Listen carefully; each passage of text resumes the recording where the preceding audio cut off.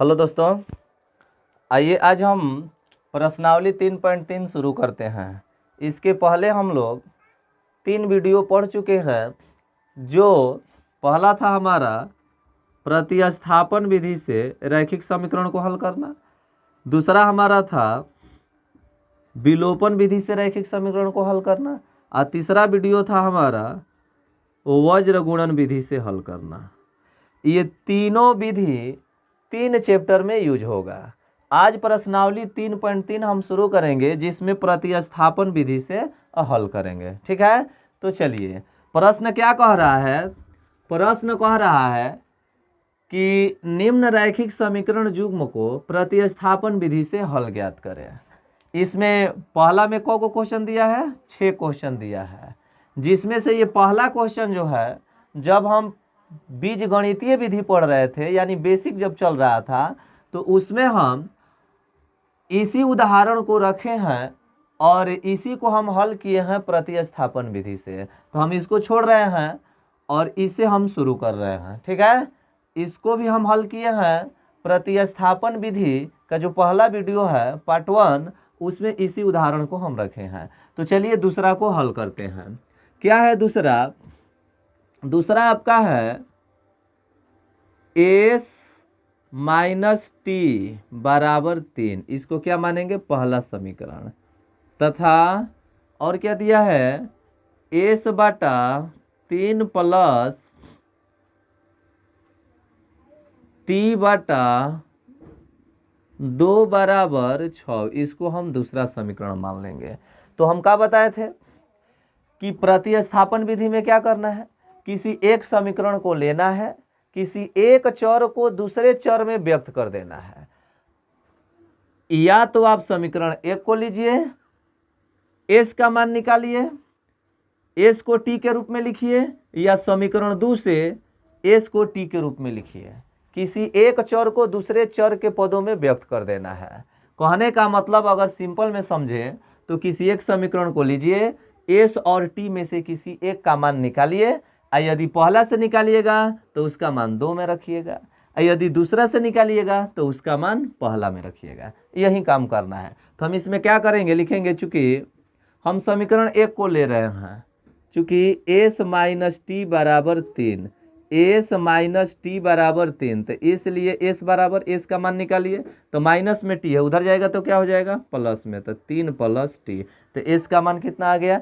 s का मान आ गया 3 प्लस टी। ये किस समीकरण से निकाले हैं? तो हम पहला समीकरण से निकाले हैं। तो जो पहला समीकरण से s का मान निकाले हैं, तो इस s का मान हम किस में रखेंगे? इस s का मान हम समीकरण 2 में रखेंगे, प्रतिस्थापित कर देंगे।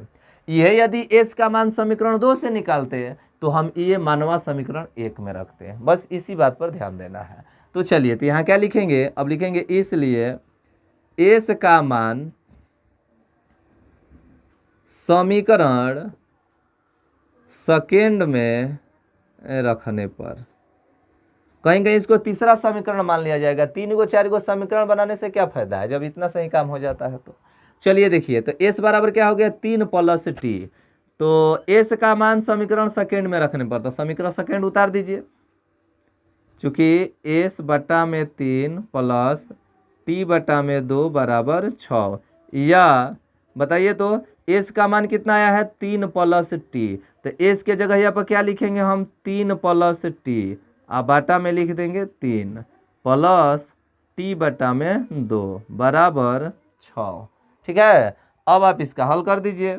या 3 और 2 का एलसीएम लेंगे हम, तो 3 2 का एलसीएम क्या होगा? 6, और 6 में 3 से भगा देंगे तो 2 बार में जाएगा, और 2 का गुणा इसमें करेंगे तो 2 3 प्लस टी, प्लस ये 3 बार में जाएगा ना। 6 में 2 से भाग देंगे तो 2 3 6, 3 में 3 से गुणा कर देंगे तो 3 टी बराबर 6। अब देखिए यहाँ, अब इसी को आपको हल कर देना है। गुणा कीजिए, 2 में 3 से करेंगे तो 2 3 6, प्लस 2 में टी से करेंगे तो 2 टी, प्लस ये कितना हो गया? 3 टी। ये समझिएगा, ये टी है, बटा में कितना? 6 बराबर 6। इसके बटा में एक मान लीजिए, तिरछा तिरछी गुणा कर दीजिए। तो तिरछा तिरछी गुणा कीजिएगा तो क्या होगा? ये या एक स्टेप बढ़ाइए, 6 प्लस 2 गोटी या 3 गोटी को होता है? 5 गोटी। अब बटा में क्या हो गया 6 बराबर 6, इसके बटा में 1 मान लीजिए, तिरछा तिरछी गुणा कर दीजिए, तिरिया गुणा कीजिएगा तो क्या होगा, ये 1 का गुणा इसमें करेंगे, लिख देंगे चूंकि 6 + 5t बराबर, ये छछा के क्या हो जाएगा 36, चूंकि 5t बराबर, तो ये 6 प्लस में उधर जाएगा तो माइनस में हो जाएगा, तो 36 - 6, चूंकि 5t बराबर क्या हो गया 30 हो गया, 36 में से 6 जाएगा क्या होगा 30 होगा। अब यहाँ लिख देंगे इसलिए t बराबर, तो t बराबर क्या हो जाएगा 30/5, 30 क्या 5, तो 5 छक्का 30, ये 1 बार में, ये 6 बार में, यानी t का मान आ गया 6, 6/1 यानी 6। अब देखिए t का मान आपका निकल गया 6। यहाँ जो लिखे ना s का मान समीकरण 1 में रखने पर, इसी को यहाँ अगर हम लिख देते प्रतिस्थापित करने पर, प्रतिस्थापित करने पर, तो प्रतिस्थापित माने हो गया प्रतिस्थापन विधि, प्रतिस्थापित करने का मतलब रखना। चलिए तो t का मान आ गया 6। अब s का मान तो देखिए s बराबर यहाँ निकला है कि नहीं निकला है, तब लिख देंगे इसलिए s बराबर, तो s बराबर यहाँ क्या लिखे हैं 3 + t, तो यानी 3 + t का मान कितना है 6, तो 6 3 कितना होता है 9। ये हो गया प्रतिस्थापन विधि से हल। ठीक है, कोई दिक्कत ना है। ये समीकरण हम 1 से निकाले हैं, अगर आप चाहते तो समीकरण 2 से भी निकाल सकते थे। जैसे दूसरा क्वेश्चन देखिए, हम समीकरण 2 से निकाल रहे हैं, मिटाएं इसको, चलिए जल्दी से नोट कीजिए।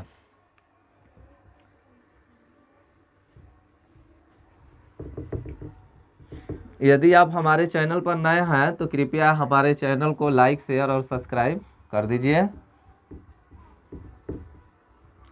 चलिए दोस्तों देखिए क्वेश्चन नंबर तीसरा, देखिए क्वेश्चन नंबर तीसरा क्या है, क्वेश्चन नंबर तीसरा हमारा है 3x - y = 3। पहला समीकरण मान लेंगे, फिर क्या दिया है 9x - 3y = 9, इसको क्या मान लेंगे हम दूसरा समीकरण। ठीक है, तो ये हम लिख दिए 3x - y = 3 और 9x - 3y = 9। इसको हम हल करते हैं। तो एक चीज का ध्यान दीजिएगा, अगर ये कटने लायक होगा तो इसको छोटा कर दीजिएगा। जैसे 3 से भागा सब में हम दे सकते हैं कि नहीं दे सकते हैं, तो हम क्या करेंगे या करके हम इसको लिख सकते हैं, 3 से भागा देंगे तो तितरी का 9 और 3 एकम 3 और तितरी का 9, ये हमारा हो गया दूसरा समीकरण।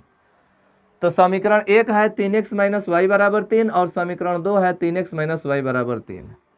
अब इसको हल करने की जरूरत नहीं है, क्या देख रहे हैं आप, समीकरण 1 और समीकरण 2 दोनों बराबर है, तो दोनों बराबर है, तो इस तरह से हम हल करेंगे तो x और y का मान नहीं निकलेगा, ये अपरिमित रूप से अनेक हल होगा। क्योंकि इसके पहले वाले वीडियो में जब बेसिक हम पढ़ रहे थे ग्राफीय विधि से रैखिक समीकरण का जब हम हल सीख रहे थे, तो उसमें बताए थे कि यदि a1/a2 = b1/b2 बराबर c1/c2 हो जाए, तो इस स्थिति में रैखिक समीकरण युग्म का अपरिमित रूप से अनेक हल होता है। इसमें रेखाएं समपाती होती है, समझ रहे हैं ना।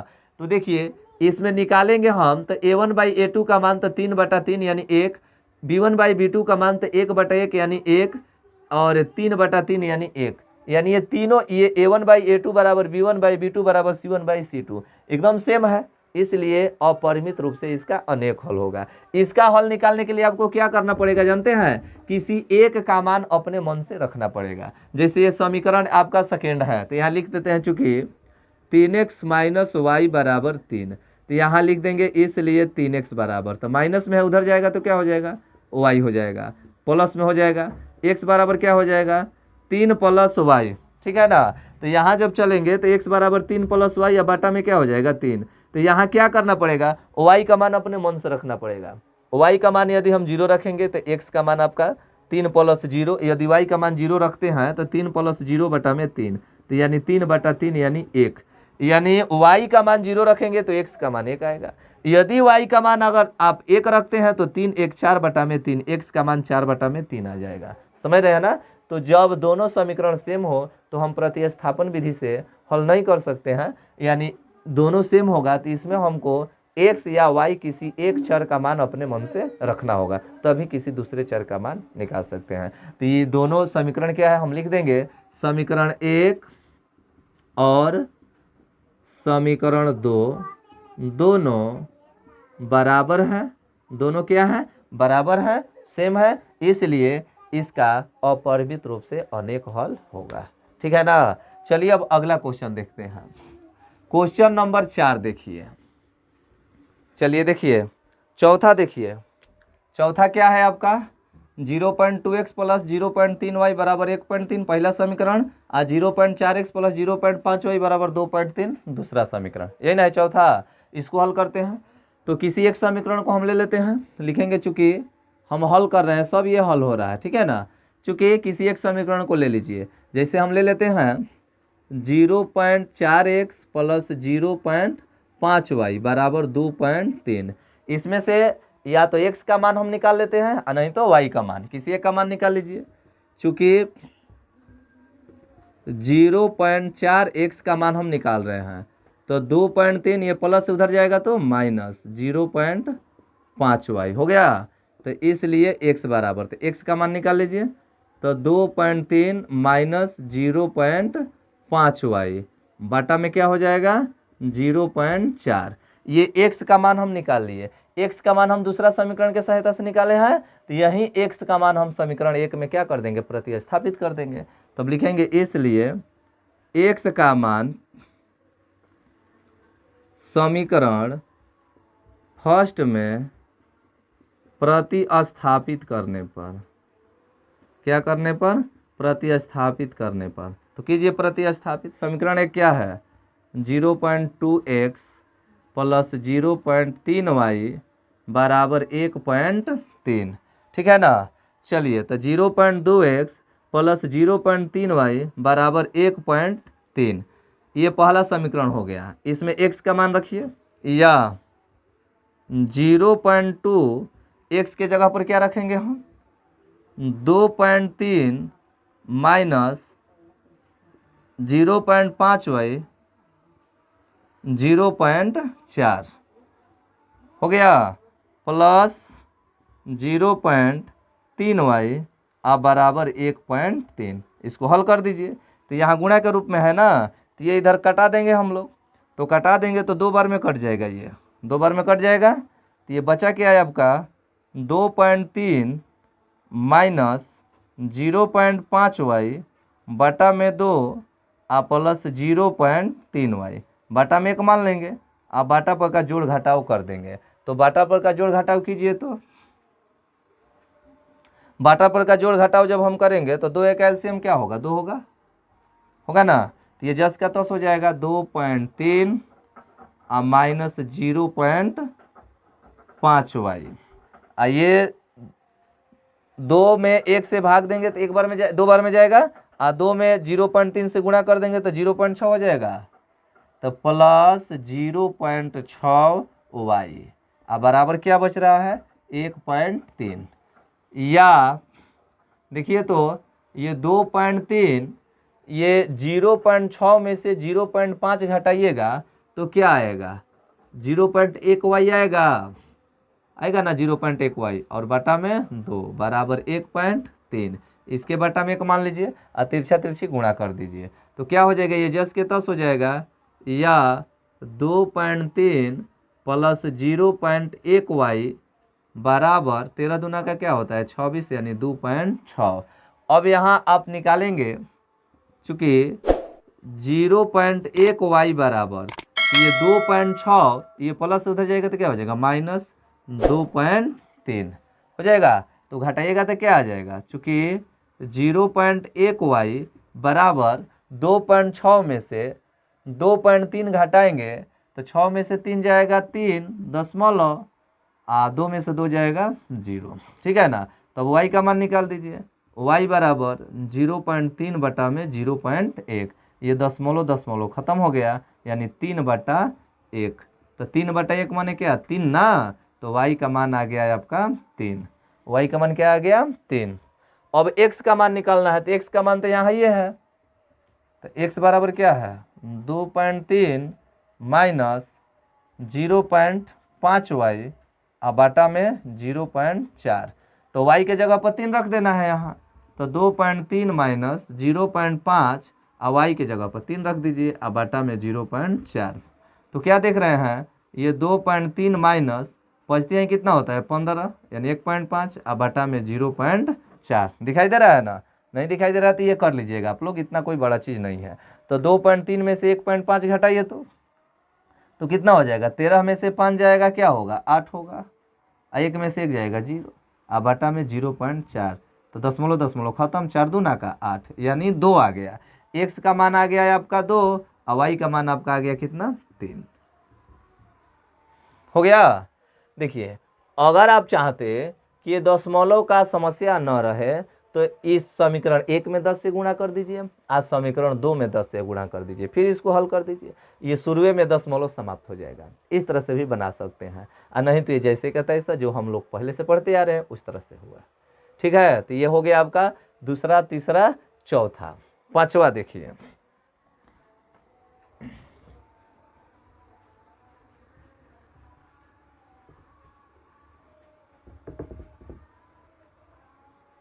आप लोग वीडियो को रोक कर इसको नोट कर सकते हैं, ठीक है ना।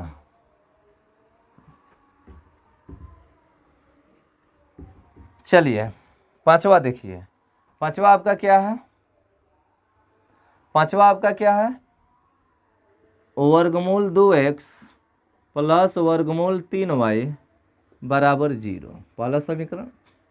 फिर क्या दिया है, वर्गमूल 3x माइनस वर्गमूल 8y बराबर 0। अरे वहीं वर्गमूल बोलो या रूट बोलो। चलिए देखिए अब, तो √2x प्लस √3y बराबर 0 और √3 into x minus √8 into y बराबर 0। देखिए इसमें हम क्या करेंगे, किसी एक समीकरण को ले लेंगे, एकदम वही प्रक्रिया है, तो लिखेंगे चूंकि √3 into x minus √8 into y into में है सब 0। एक्स का मान निकाल लीजिए, चूंकि √3x बराबर क्या हो जाएगा, माइनस उधर जाएगा तो प्लस, तो √8y हो जाएगा। तो इसलिए x बराबर गुणा में है, उधर जाएगा तो भागा में, तो भागा में आ गया। तो किससे निकाले हैं, समीकरण सेकंड से ना, तो ये रखेंगे हम समीकरण फर्स्ट में, तब लिखेंगे इसलिए x का मान समीकरण फर्स्ट में प्रतिस्थापित करने पर या रखने पर भी लिख सकते हैं। तो फर्स्ट क्या है आपका, √2x प्लस √3y बराबर 0, या चलिए रखिए तो 2x का मान कितना आया है, यहाँ गुणा कर दीजिए, x का मान आया है √8y बटा में √3 प्लस √3y बराबर 0। तो देखिए √2 का गुणा √8 में कीजिएगा, 8 दूना का क्या होता है 16 हो जाएगा, 16 दिखाई दे रहा है ना। चलिए बटा में √3 प्लस √3y बराबर 0। तो 16 का वर्गमूल क्या हो जाता है, 4 हो जाता है। तो यहाँ हम क्या लिख सकते हैं, 4।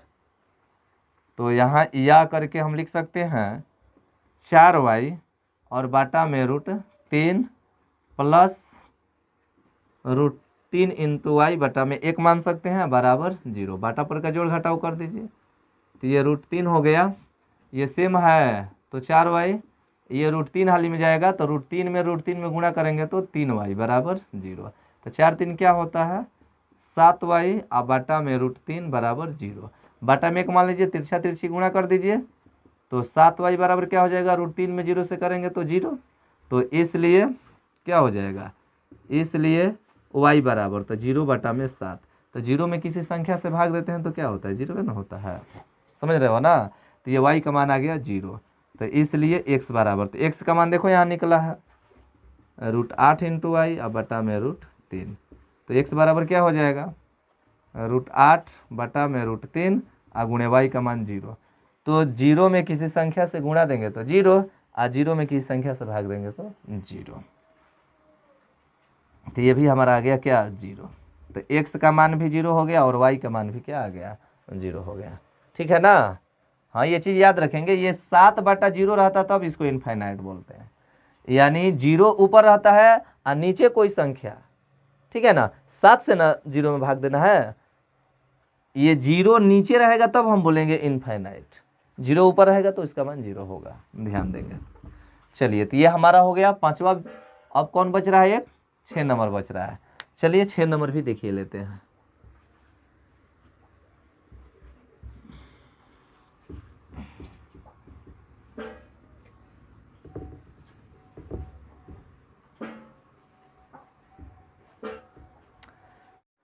चलिए 6 नंबर देखिए, 6 नंबर आपका क्या है, 6 नंबर आपका दिया है 3x बटा में 2 माइनस 5y बटा में 3 बराबर -2।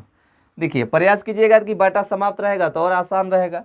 इसको हम पहला समीकरण नहीं मानते हैं, इसको हम छोटा कर देते हैं। द्वितीय क्या होता है 6, द्वितीय क्या होता है 6, तो ये 3 बार में जाएगा ना, तितरी के 9x माइनस ये 2 बार में जाएगा, 2 पचे 10y बराबर -2। अब ये बाटा में एक मान के तिरछा तिरछी गुणा कर दीजिए तो क्या हो जाएगा 9x माइनस 10y बराबर 6 दूना का -12। इसको मान लीजिए पहला समीकरण, ठीक है। अब इस तरह इसको लिखिए तथा अब कौन सा है x बटा में 3 है प्लस y बटा में 2 है बराबर 13 बटा में 6, या इसका भी बटा समाप्त कीजिए। 3 2 का एलसीएम 6, 6 में 3 से भागा देंगे 2 हाली में जाएंगे तो 2x, और 6 में 2 से भागा देंगे 3 हाली में जाएगा 3y बराबर 13 बटा 6, ठीक है ना। तो तिरछा तिरछी गुणा करेंगे तो क्या है यही खत्म हो जाएगा, तो 2x प्लस 3y बराबर 13। ये दूसरा समीकरण हो गया कि नहीं हो गया। अब आसानी से बना लीजिए उसी तरह किसी एक समीकरण को लीजिए, जैसे चूंकि इसको हम ले रहे हैं 2x प्लस 3y बराबर 13, तो चूंकि 2x बराबर क्या हो जाएगा, उधर जाएगा तो माइनस हो जाएगा 13 माइनस 3y, तो 13 माइनस 3y बाटा में क्या हो जाएगा, अभी एक स्टेप जाएगा नहीं, 2x बराबर क्या हो गया प्लस से उधर गया तो माइनस, तो इसलिए x बराबर तो 13 माइनस 3y बाटा में क्या हो जाएगा 2, बाटा में क्या हो गया 2, तो x का मान आ गया इतना। अब यही x का मान किससे निकाले हैं, दूसरा समीकरण से निकला है ना, दूसरा समीकरण से, तो ये इसका मान कहाँ रखेंगे हम, समीकरण फर्स्ट में, तो लिखेंगे इसलिए x का मान समीकरण फर्स्ट में प्रतिस्थापित करने पर, क्या करने पर, प्रतिस्थापित करने पर, तो प्रतिस्थापित कीजिए तो समीकरण फर्स्ट में, तो समीकरण फर्स्ट कहाँ है आपका है 9x माइनस 10y बराबर -12, या x के जगह पर रखिए 9 इंटू एक्स के जगह पर क्या रखना है 13 माइनस 3y बटा में 2 माइनस 10y बराबर -12, या गुणा कर दीजिए 13 9 क्या होता है 117 माइनस 27y बटा में 2 माइनस 10y बराबर -12, बटा में एक मान लीजिए, जोड़ घटाव कर दीजिए, 2 1 का लघुत्तम 2, ये 10 का 10 हो जाएगा, ये तो जाएगा 10 दूना का 20 बराबर -12, या 117 बताइए तो -20 -27 -20 क्या होता है -47y होगा, ठीक है ना। अब बटा में 2 बराबर -12, बटा में एक मान लीजिए, तिरछा तिरछी गुणा करेंगे तो क्या हो जाएगा, लिखेंगे चूँकि एक का गुणा हेमा करेंगे तो 117 माइनस 47y, ये 12 दूना का -24, ये प्लस है उधर जाएगा तो क्या हो जाएगा माइनस, तो चूँकि -47y बराबर क्या हो जाएगा -24, ये जाएगा तो -117, तो चूँकि -47y बराबर क्या हो जाएगा, जोड़िए 2 को माइनस में रहता है तो चिन्ह माइनस देते हैं, अंक को जोड़ देते हैं, तो 7 4 क्या हो जाएगा 11, 7 4 क्या हो जाएगा 11, और 11 2 क्या होता है 13, 13 1 14, ठीक है ना, 13 क्या हो जाएगा 14, तो ये माइनस ये 1 है, ठीक है ना, -141, तो ये माइनस माइनस क्या हो जाएगा खत्म हो जाएगा। अब आप y का मान निकाल लीजिए, तो y बराबर क्या हो जाएगा 141 बटा में 47, 3 से कटा दीजिए, 3 बार में कट जाएगा, माने 47 का पहाड़ा 3 बार पढ़ेंगे तो 17 का 21, 7 दूना का 14 2 16, ओ 1 मिनट, ये कितना हुआ था आपका, ये 7 4 11 का ये 117 और 24 जोड़ेंगे तो 7 4 11, 2 1 3 1 4 141 से होगा ना हो, तो 47 तिया क्या होता है, ओ सही, ठीक है कोई दिक्कत नहीं है, 3 बार में कट जाएगा, 3 7 21 4 3 12 2 14, ठीक है, 3 बार में ये आपका हो गया, y का मान आ गया 3, तो y का मान जब आपका 3 आ जाएगा तो आप x का मान निकाल लीजिएगा, ये x वाला है ना यहाँ, तो ये x वाला आप निकाल लीजिएगा, क्या हो जाएगा x बराबर डायरेक्ट रख लीजिए 13 माइनस 3 गुणे y का मान 3, अब बटा में क्या है 2 है, तो 13 माइनस 3 का 9 बटा में 2, तो 13 में से 9 जाएगा क्या होगा 4 बटा में 2 कट के क्या हो जाएगा 2। तो ये हमारा हुआ x का मान 2 और y का मान कितना आया 3। ठीक है, तो आज बस इतना ही तक। ये प्रश्नावली 3.3 का पहला में जो 6 क्वेश्चन था, ये 6 क्वेश्चन समाप्त होता है। अगले दिन हम जो 3.3 का जो क्वेश्चन शेष बच गया है इसका हम अगले दिन करेंगे। ठीक है, धन्यवाद।